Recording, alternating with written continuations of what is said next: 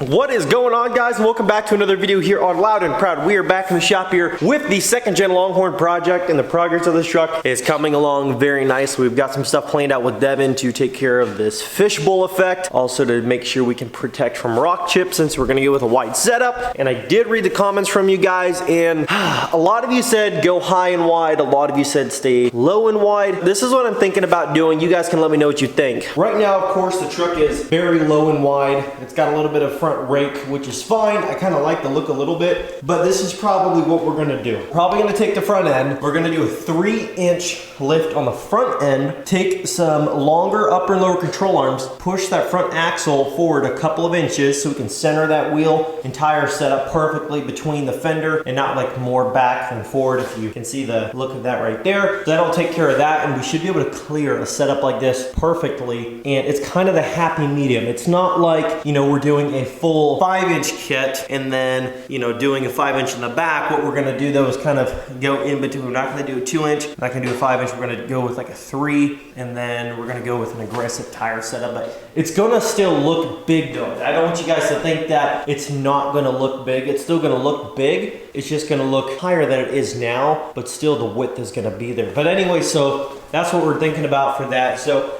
in this video, we're gonna be doing the light bar that needs wired up because it's in there and mounted. It's just not wired. We're gonna be doing new taillights, but first, we're gonna finish that bed liner. If you look at the bed liner here, this is a coat that I did a handful of days back, and it's totally hardened on there. It's like cement, but obviously that was my first coat. I gotta do another coat.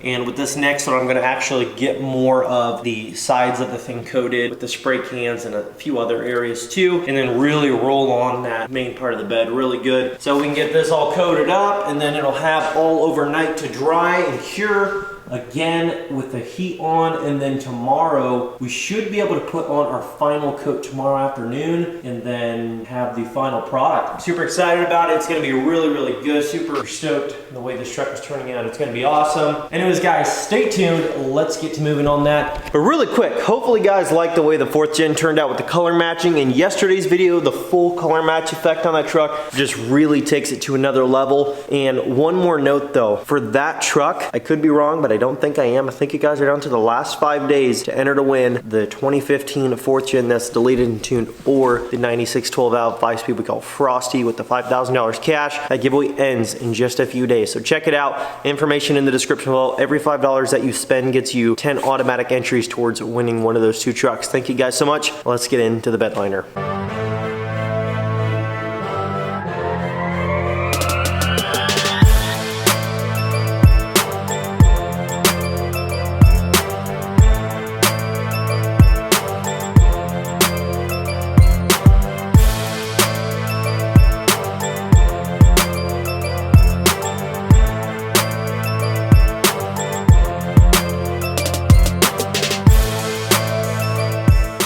Well, everybody, it is the next day, and let me show you how this bed liner turned out because it looks pretty darn good. Come around the corner here, bam, look at that. There's still a little bit to do, just a little bit like up under there, a bit along the back we can touch up, but other than that, look at that. Looks much better. Again, crispy, clean edges and lines. Looks really good. Very clean, very solid. And I do love the way that it goes down. When like they recommend for those kits, if it's an 8-foot bed, you get a kit plus another quart. But like I said, this is the way I do it. This isn't necessarily the way that you have to do it, or necessarily a right or wrong way. But I use pretty much the whole can of the more rough bed liner, and I use it mostly to coat the bed part and the wheel wells, because those are gonna get the most damage if you're like sliding stuff in and out of your bed. And then other than one thin coat on the whole sidewall, on the bed sides, pretty much other than that, I just used a spray can in one can, completely coated it and made it black all the way around over top of that first coat. And then there's still more in the can, so I'm probably gonna finish it off on there, but then I'll have another can to do a complete second coat all the way around on the bed sides, and then have that completely hardened on there as well. And it's still gonna be durable, it's still gonna be tough, but the only difference is you don't need it to be as tough in areas of the truck that you're not gonna be necessarily abusing like you are the bed of your truck if you actually use your truck bed a lot. So I figured that's not a big deal, but I'm gonna have to go get some tape. I'm probably gonna let it sit actually the entire day and then come back tomorrow, just because it's a little bit bit spongy. It's not wet because it's been about 12 hours, but it's just a little bit spongy, and I would hate to get in the bed of that thing and not have it be completely dry and then ruin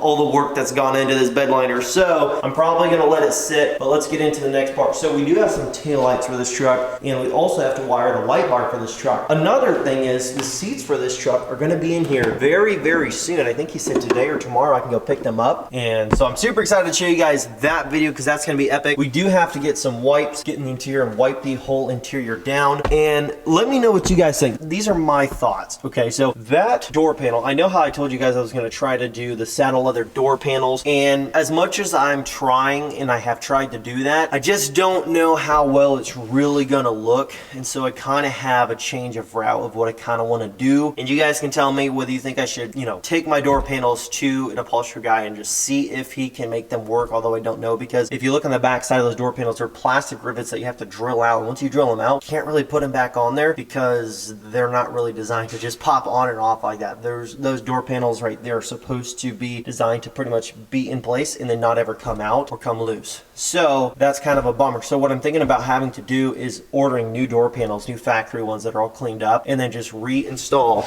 the factory door panels like this in totally clean shape. And as much as I didn't want to, I might just have to leave those in the truck. And the only reason why I'm not totally sad about that not being able to be leather is if you get completely new clean ones, like this one's dirty, they don't come brand new, but they come all, you know, shampooed and stuff if you buy them like in good shape and somebody clean them up for you. But it still matches the whole lower portion of the dash, you know what I'm saying? So it's not like it's going to be completely out of place. At least it won't be like a door panel like that, which like it looks good from a distance, but when you get up close it's a little bit uneven in spots and it doesn't look clean, you know what I mean? Like the ceiling looks good, it looks clean, and the stitching and stuff. The steering wheel wrap I might actually remove and put a different one on there, like an actual kit one on there. And other than that though, we're going to be doing a new steering wheel cover, probably new door panels. We're going to be getting new trim pieces for the door, slapping in our new seats, and then the interior will be pretty much done other than possibly a sound system.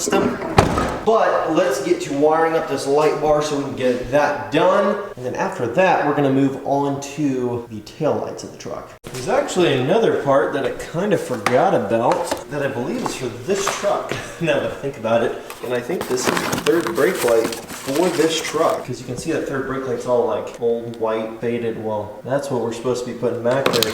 Kind of forgot about that. That thing came in early, so it's sitting over there. But here's the taillights for this truck. So here's the taillights for this truck, and it's a very commonly used taillight now, it seems like, at least from what I've seen on the social media pages. But it's a good looking taillight for this application, and it's really going to tie together with the wheel and tire setup on it and the headlight setup. So I think I want to go with that route.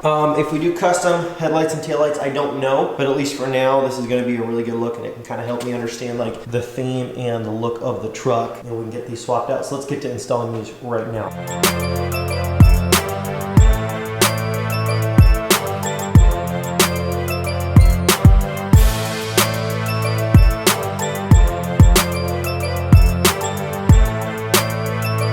Okay, so we got the tail lights set in. Now the only problem is for some reason these screws that were on this truck are too small in diameter.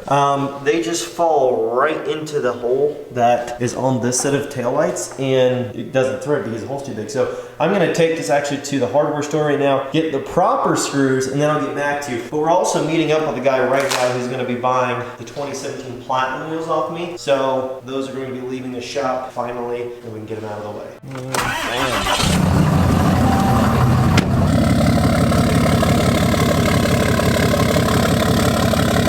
For those of you who didn't see the color matching in the previous video.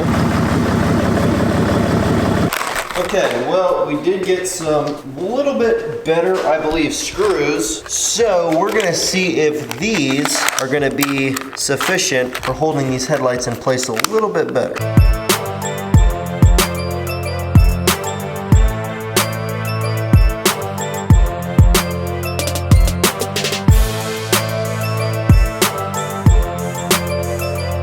Well, that was much better using screws that not only are new, but they're not rusty anymore. They hold the taillight way more solid, way better in place, because those other ones just were wore down and not in the best shape at this point. But let's turn them on. Let's see if we can get them turned on. Dang, look at that. Man, that looks good. Holy smokes, that looks so good. Dang, I like that. I like that a lot. That really, really looks good. Now let's go look at the headlights. I don't know if I ever showed you these headlights turned on, but they are freaking bright headlights. Oh my goodness. Look how bright those things are. Super, super bright. Couldn't be happier with those. And like I said, that's just a one-piece smoked housing. If you go to like Amazon or something and you type in 1995 Dodge Ram 2500 headlight, you're gonna find these like pop right up at the top. I mean, there's like 5 different companies that make them. They're all the same, but they just look really, really good. And then I just buy 900, I believe it's 9004 model of these LED headlights. I'm not 100% sure.